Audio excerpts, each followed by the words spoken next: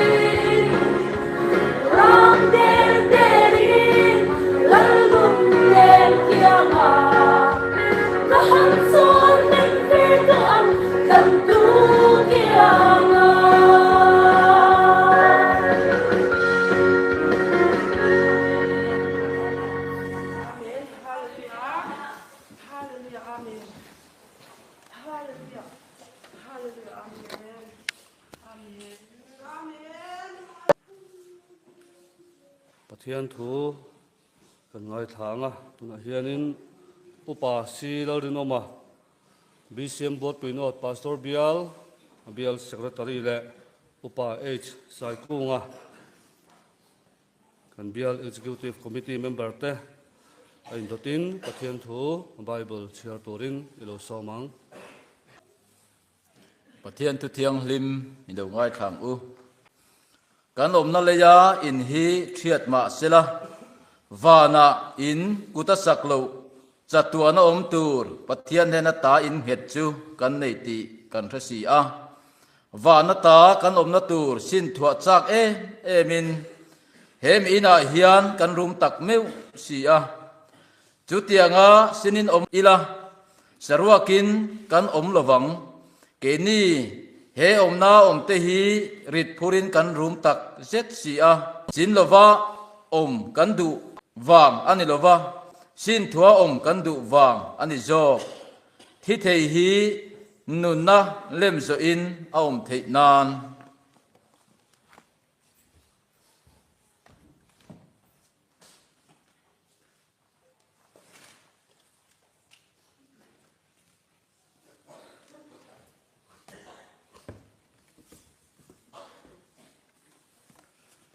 Pathian thu thiang him ngai thak thun zamang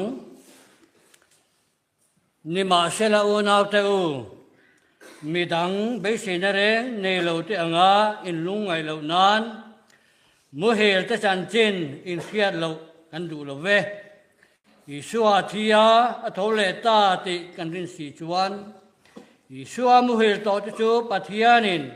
amarualin aron huai ve bokang hei hilal pa thuin in ne na kan sei ni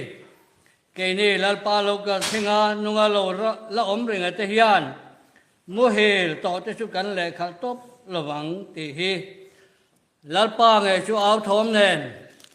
wa tin ko chu nong ber o nen Pathian to ro ri nen wa na tangin alo suk don si a ten Krista thi to te chu an thom ma sa anga Samen hoa chuan kei ne nunga lo la om ringa te hi bo ruwa ka lalpa mok turin an ma ni ruali chum ji ha te khian lak chawin kan omang chuti chuan kum khua in lalpa ne na kan om to ang chu wangin heng thu hian in thamuan ton ro thu thiang him lalpan kan zata mal som ro se amen.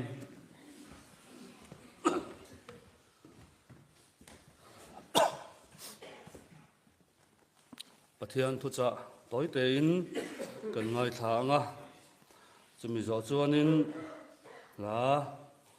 than sa kha oma upa lalngayan adu em ha kha ni chumi chu kan sa anga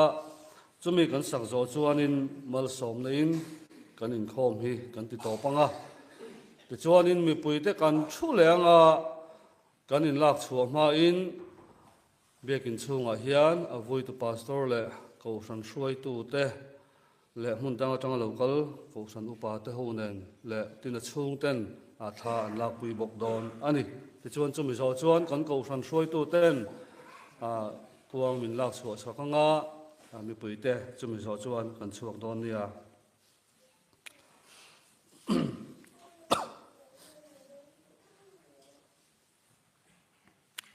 Pathian thu thiang lim chiarin ngai thak chun zamang Timothy le khathon pahni na bungli chang chang riat keizong tuna po lanin ko me ani sia ka chua hun a thleng to in ti siak na tha chu ka bei zo to a ka tlan siak na kong ka hlen to a rin na chu ka vong reng to ni tuna chuan fel na lal lukhum chu ka tan da in om to a chu lalpa ngai tu fel tak chuan chumi ni a chuan mi pe hang ka hne na chau ni lovin a in lar na nga ya piang ne na po tu thiang lim kan siar kan za tan lalpan mal min som sak thoro se amen der ko polan a hun top dona Timothy hne na nangero chu eng ki ma phim khurla sheom turla chan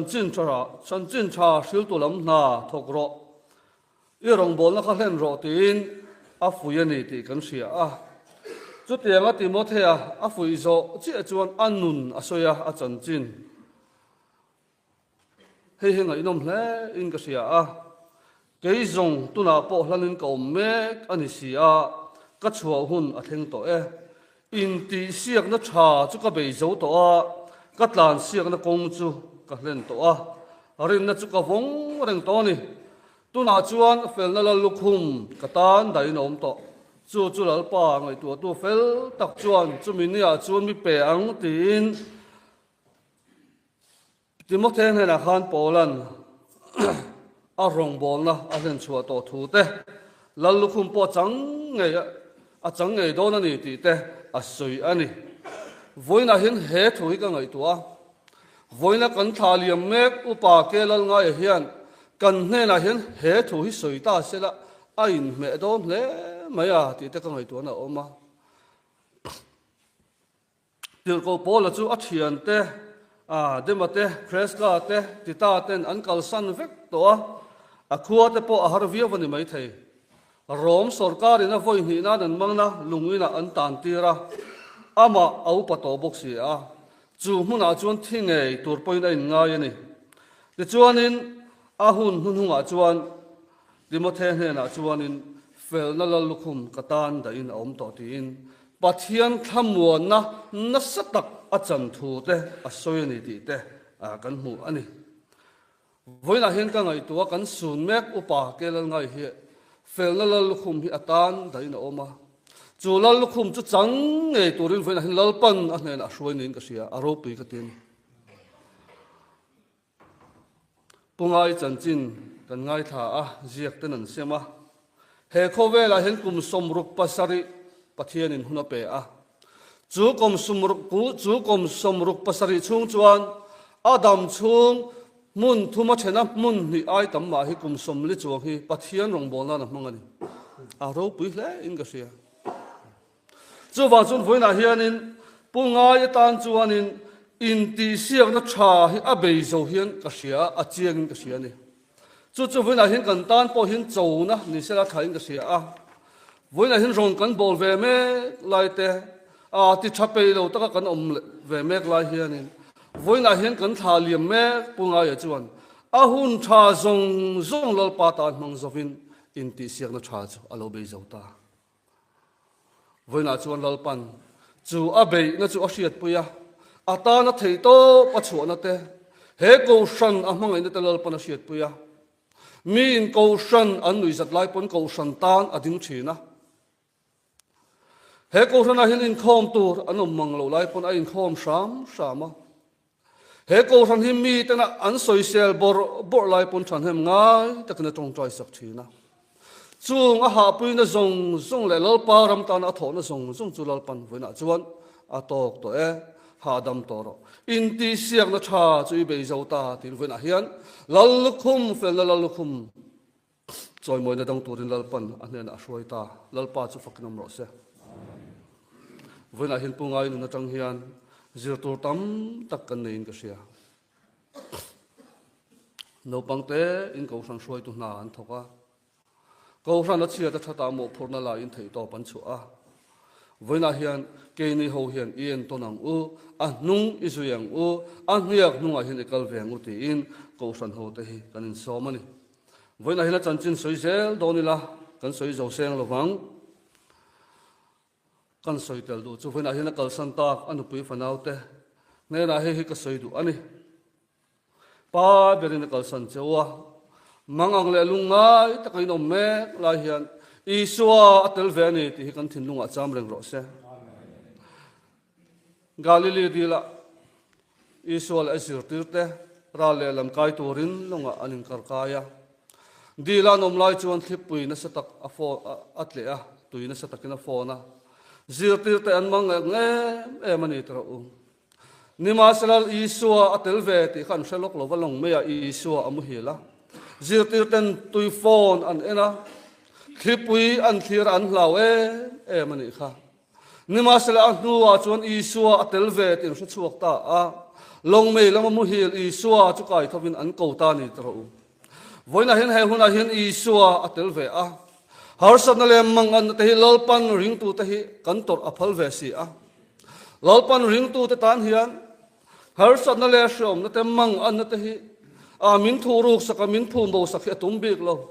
ni ma se da chung kan tor me lai chun kan hne na tel ve he ti mani tra u voina hian anu pui fana wa kal san tak chung le khat zong zong te u helonga hian isua atel ve a ko na chang in riat phat chuan klipui haure thin tu tui phone haure thin tu isua in hne na om renge chung ka pa ber om lo na in arwa kang ti arin om a asiat mai a kho har thak te wang ma se hi kan top na tur ani lo tro ring tu te u pathian tu kan ngai thak ta kan khan bible in lal pa lo ka le ni a chuan isua amuhil to ta chu kai thoinan omanga nung damalom te nen hian van bo ro ka isua nok turin kan in tok khom don atiani kha a van ro pui don em voina hian chu hun chu thir ta tang u ama pathian thu ngai chuan he thu hian lo in thamon ro ti in lali suwa lo ka le na nia lal pa hne na kum khwa a cheng turin tha na phum to te le voina nung damalom te hi kai thoin kan om don hi bible in sil ta tani chu wa chun voina hian u nau te u he tak sathi nei chu mi sing in kan tuar thin lal pa rim ro tani e voina hian he thi na wang hian imang ang lo wang u chi ai lo wang u lal pa lam hoi tatila eng tik ni ai ma chun lal pan hun tha min siam sak don a hne na kum khwa a cheng ve turin ring tu te himin la suai khom dona tha na om to te zong zong po kai thoina om dona ni ti kha pathian thu in min silani ti kha voina hian toi te in ka sei du ani van taksa thua ma kan hun a chuan ro pui na rama khin lal pan min lom dona van ram pan kan kal lai hian chhum te lo jing thin ma se kan pel hun chuan thim le topic kiang dona van ram kan thlen hun chuan lali suwa kan hu anga ne tu chu fakin kan zai to dona ni voina hian chu hla chu upa ke lal ngai an adu em ani ti kan thiat kha voina hian chu hla chu kanin nem na lo ni sela Christian labu number zalile somko wale pangana isua mangai na le thatna le zangai na ifakang vanram ineng le mal som na kantan abu sayang ding chungin hei kan sanga chumi kan sakzo chuan mal som nan kan in khom hi kan ti to panga ti chuanin mi puite kan la chuak mai lawanga kan thul lenga kan soita kan khan begin chunga hian tha kan lak pui sok donani van ram panin kan kal line chhum te lo jing thinang ma se kan pel hun chuan in thim le thopi ka kiangang van ram kan thlen hun chuan chu ni ro pui chu kan lom em ang tin pathian fakin ilo choi moi mu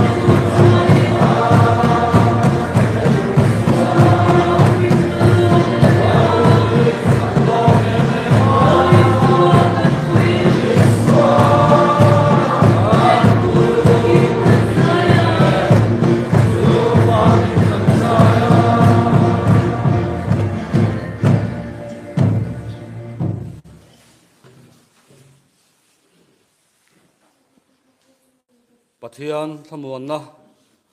ril ru re renga sia chen lo khang in thin lung le ngai to na te chu Krista Yesu a chuan ven sak chu sela pa le fa pa le tharau thiang hlim pathian en kim te thei om puina te a hruai na le a chen chil na a pol na dom tak te chu upa kelal ngai na kal san tak anu pui fal ngau te le a mangai a ko san ho ten he na hian chatuan thangin lo om zel ro se amen te khan chuak lovin lo la thulok ila tha kan lak pui zawa kan ko san throi tu ten min lak chu sak lenga ti chuanin mi pui ten kan zui chok don nia